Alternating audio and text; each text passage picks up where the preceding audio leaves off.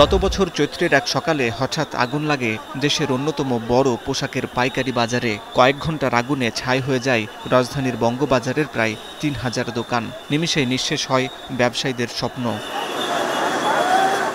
সেই স্বপ্ন আবার জোড়া লাগছে নতুন ভবন নির্মাণে। একই স্থানে নির্মিত হচ্ছে ১০ তলা বিশিষ্ট ৪টি আধুনিক পাইকারি বিপণী বিতান। এছাড়াও নির্মিত হচ্ছে পোস্তগোলা ব্রিজ থেকে রায়েরবাজার স্লুইস গেট পর্যন্ত ৫ কিলোমিটার দীর্ঘ ৮ সারির সড়ক। ৯৭৪ কোটি ৫৮ লাখ টাকা ব্যয়ের এই সড়ক পথ নির্মিত হলে সহজ হবে দক্ষিণাঞ্চল থেকে উত্তরে যাবার পথ। যানবাহনগুলোকে ঢাকায় ঢুকতে হবে না।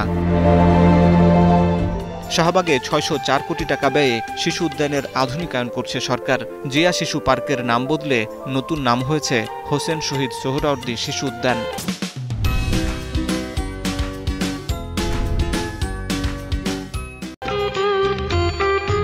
অন্যদিকে দক্ষিণ সিটির নিজস্ব তহবিল থেকে প্রায় ৫১ কোটি টাকা ব্যয়ে ধানমন্ডি হ্রদে নির্মিত হচ্ছে উন্মুক্ত বিনোদন মঞ্চ নজরুল সরোবর।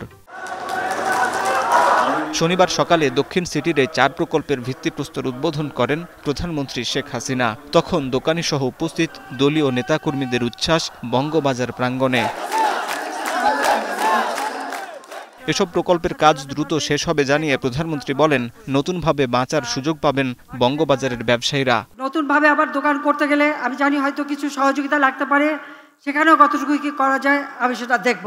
জলাধারের ক্ষতি না করে পরিকল্পনা অনুযায়ী অবকাঠামো নির্মাণ করতে হবে। জলাধারগুলি সংরক্ষণ রাখবেন।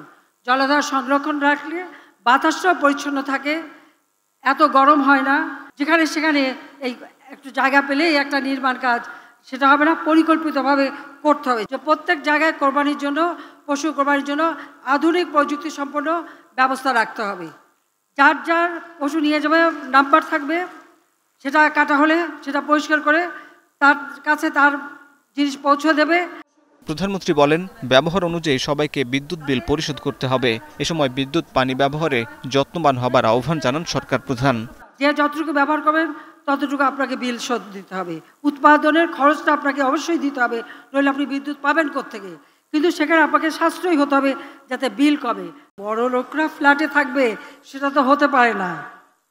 আবার ওই রিক্সাওয়ালা থেকে শুরু করে দিনমজুরও ফ্ল্যাটে থাকবে।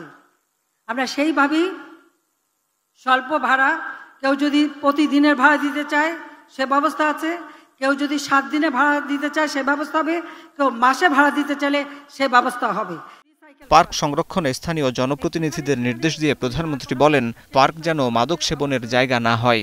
আপনার যার যার এলাকা অবশ্যই আপনাকে দেখতে হবে এই পার্কগুলি যেন এভাবে যথেচ্ছাচার ব্যবহার না হয়, মাদকা সেবনের জায়গা না হয়, আর সেই জায়গাগুলি যেন নষ্ট না হয়। হাসিব বিল্লাহ, এখন, ঢাকা। সৌন্দর্য বর্ধন।